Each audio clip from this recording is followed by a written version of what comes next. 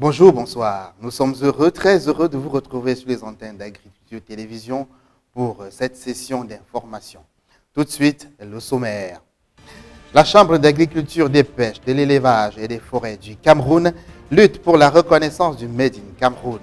Une rencontre à ce sujet s'est tenue hier au siège de la dite Chambre entre les opérateurs économiques et les membres de celle-ci. Nous reviendrons en long et en large sur ces assises au cours de cette édition. Pilule amère pour l'économie camerounaise. Les accords de partenariat économique ont fait perdre au Cameroun un peu plus de 6 milliards de francs CFA de recettes depuis leur mise en œuvre le 4 août 2016. Nous en parlerons dans ce journal. Bon début de week-end et bienvenue à tous.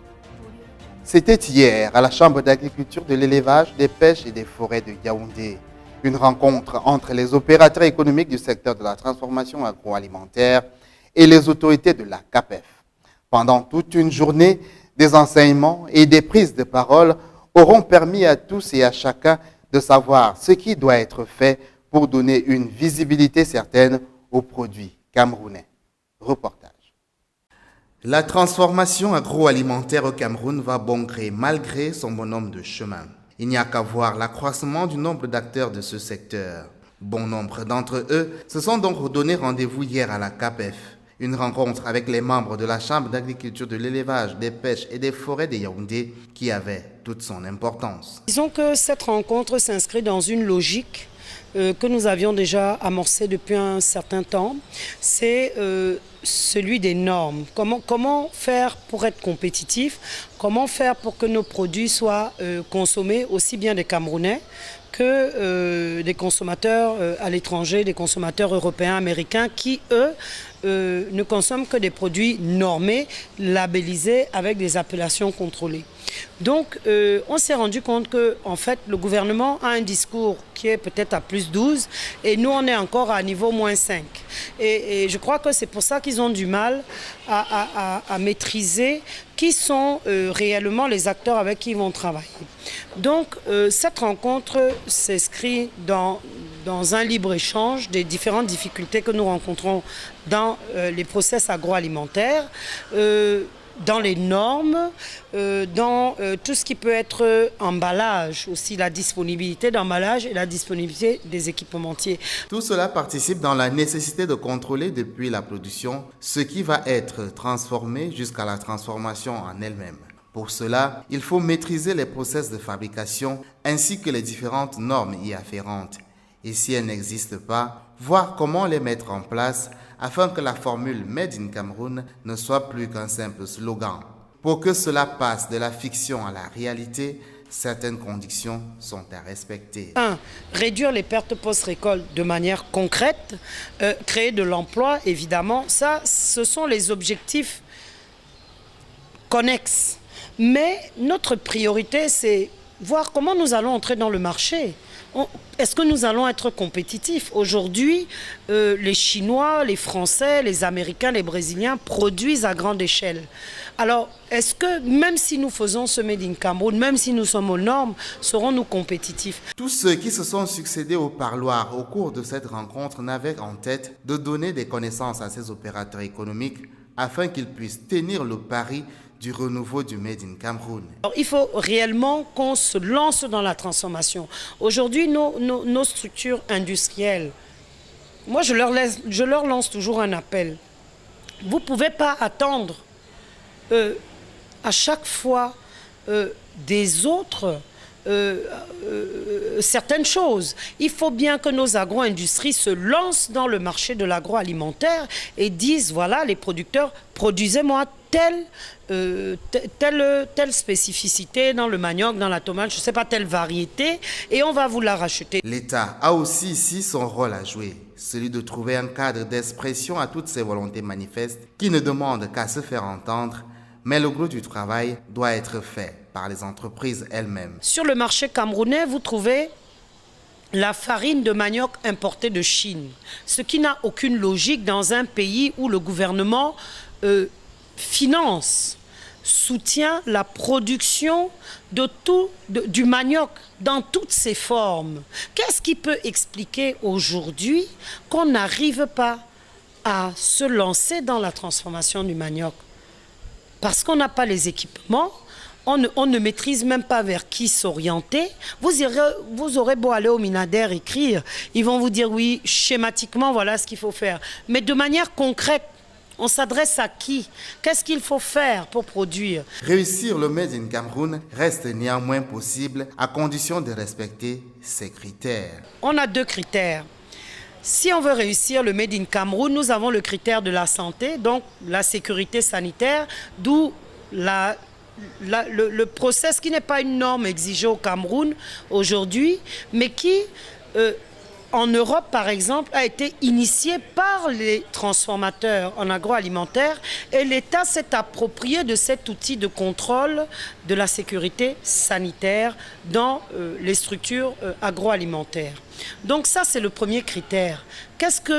Il ne suffit pas d'avoir un bel emballage ou d'être aux normes dans l'emballage, mais quel est le contenant? Est-ce que le contenant est aux normes?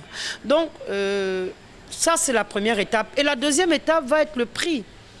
Si nous n'avons pas un produit compétitif, si nous ne nous organisons pas pour prouver que le Made in Cameroun a une particularité, parce qu'il ne s'agit pas de dire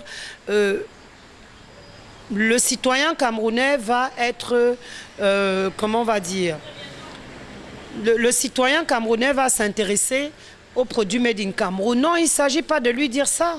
Il ne s'agit pas de lui dire d'être patriote. Il veut bien être patriote, mais il faut lui donner un certain nombre de critères. Tous ces aspects ont donc été abordés au cours de la rencontre d'hier entre les opérateurs économiques et les membres de la chambre consulaire. Et tous ont été d'accord sur le respect ou alors la mise en œuvre de toutes ces recommandations pour un Made in Cameroun encore plus fort. Intéressons-nous à un des aspects des échanges qui ont eu lieu à la Chambre d'agriculture. Il s'agit de la méthode HACCP au sujet de laquelle un exposé a été fait en présence des conférenciers. L'occasion pour la rédaction d'Agriculture Télévision de sonder les mystères définitionnels d'une pratique censée garantir l'hygiène et la salubrité dans les productions locales. Kwam Simo et André Marimbida ont rencontré un expert qui s'exprime sur la question. Reportage. Les rapports des agences de normalisation et autres associations des consommateurs ne dissimulent rien du danger qui vous cible à table. Parfois, manger, c'est mourir un peu. La répugnance qui fait le plein d'une confiture et la dysenterie qui vous conduit en désintoxication à l'hôpital ont souvent alimenté la chronique alimentaire d'ici et d'ailleurs. Ceux qui savent ce qu'il faut faire pour que l'alimentation de tous les jours soit propre et digeste nous ont parlé de la méthode HACCP. Sur Google, nous avons découvert un acronyme qui, sans embâche, est annonciateur d'une efficacité grâce à laquelle la sécurité alimentaire sera de retour dans la soupe de tous les soirs. Le système HACCP est un ensemble de directives de façon à assurer l'hygiène de la préparation des aliments, des produits alimentaires et la sécurité alimentaire. Les deux sont liés, mais en même temps, ils sont dissociés. Au-delà de la définition, il faut bien parler de la méthode HACCP en lui revêtant un air de camerounité. Pardonnez le néologisme. Baudelaire nous a appris que comparaison n'est pas raison. Mais si vous saviez ce que veut dire HACCP une fois que vous êtes à Lagos au Nigeria ou chez le voisin gabonais, vous déduirez vous-même que nous sommes encore ici à l'âge de la pierre taillée. L'appréciation, c'est qu'on en est aujourd'hui dans les balbutiements au Cameroun, que ce système est obligatoire en Europe depuis 2012, mais qu'il est largement diffusé auprès des industriels européens depuis environ 20 ans. Donc le Cameroun, 20 ans avant que s'il devienne obligatoire. Donc le Cameroun a, disons en gros, 30 ans de retard sur l'Europe. Souvent, l'irresponsabilité, ou si vous êtes trop compatissant, l'ignorance de certains producteurs peut être suffisamment résorbée si dans les manufactures, les habitudes procédurières en matière de salubrité et de labellisation étaient d'appoint. La chaîne du HACCP, elle est simple. C'est l'hygiène de la production, mais c'est la sécurité alimentaire aussi. Donc en tant qu'hygiène Strictement, c'est quelle est l'hygiène de chacune des étapes de la préparation de ma farine infantile ou de mes confitures ou de mon jus d'ananas. Mais la sécurité alimentaire va plus loin.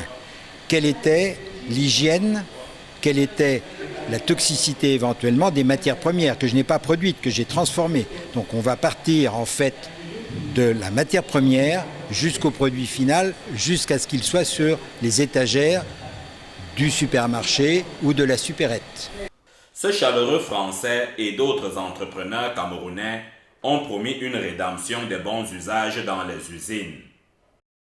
L'une des attractions de cette journée aura été le passage au parloir de l'Agence nationale des normes et de la qualité.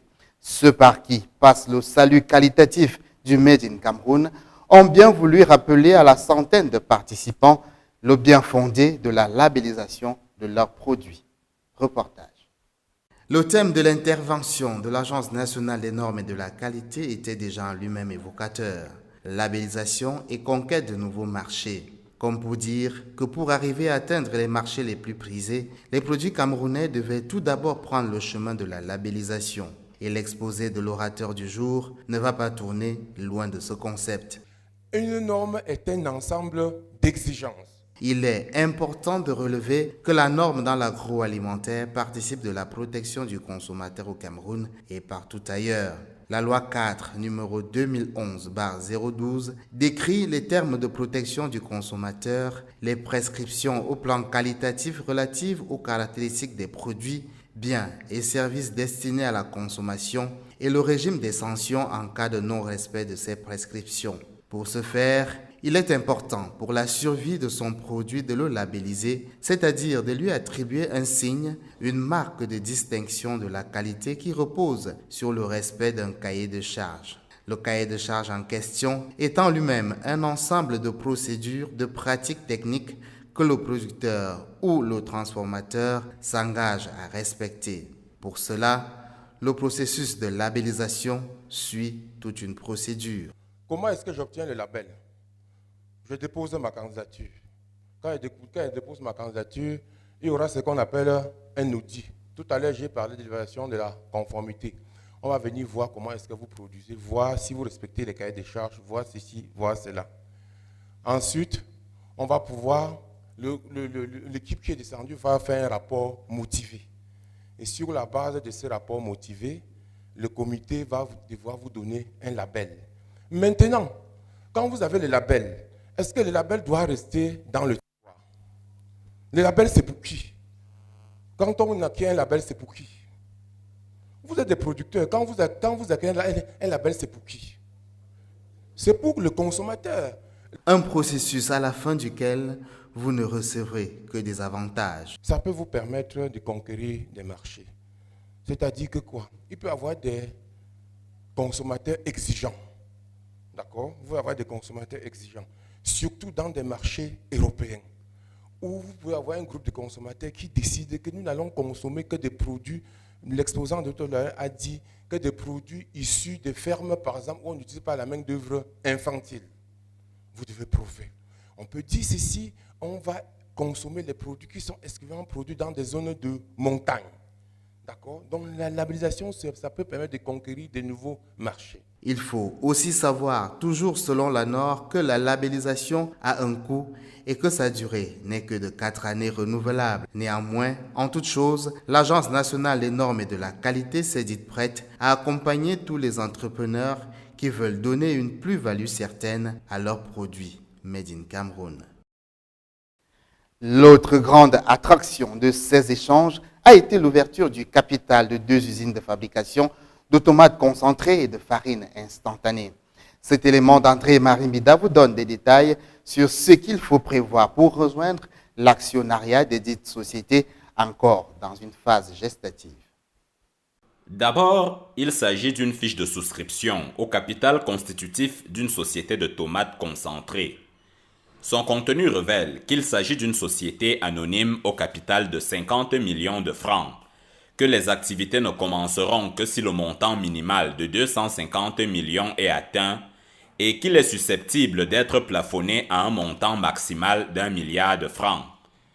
En ouvrant le chapitre des participations, l'éventuel souscripteur rejoint l'actionnariat par le truchement d'un engagement à hauteur de 10 000 francs à raison d'une part.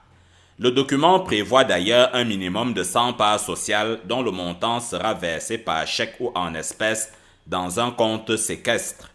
Les actionnaires potentiels sont des personnes physiques ou morales qui découvriront le siège de la dite société à la suite de la première réunion des associés et qui n'ignoreront rien du fonctionnement, de la tenue des assemblées générales et du vécu des organes de direction, conformément à la réglementation en vigueur au Cameroun. Le 30 mars 2019 est la date butoir avant laquelle les activités devraient commencer et celle du 30 juin 2018, le deadline après lequel le premier engagement perd sa validité. D'autres souscriptions vous sont suggérées dans une société de farine instantanée dont le capital de 10 millions de francs est à constituer. 100 millions de francs au moins sont attendus des susceptibles possédants et 250 millions représentent le plafonnement que les conjectures augurent. Comme à l'usine de tomates concentrées, une part revient à 10 000 francs pour un minimum de 10 parts sociales. Le mode opératoire en matière de versement est lui aussi identique, le liquide ou le chèque. Dans chacune des fiches, des dispositions qui promettent la coercition pour les actionnaires qui veulent faire l'autruche ensuite. C'est le tribunal que l'on promet si certains engagements tardent à parvenir vers une phase d'implémentation. Au plus tard, le 30 septembre de l'année en cours, l'on devrait déjà entendre le vrombissement des turbines.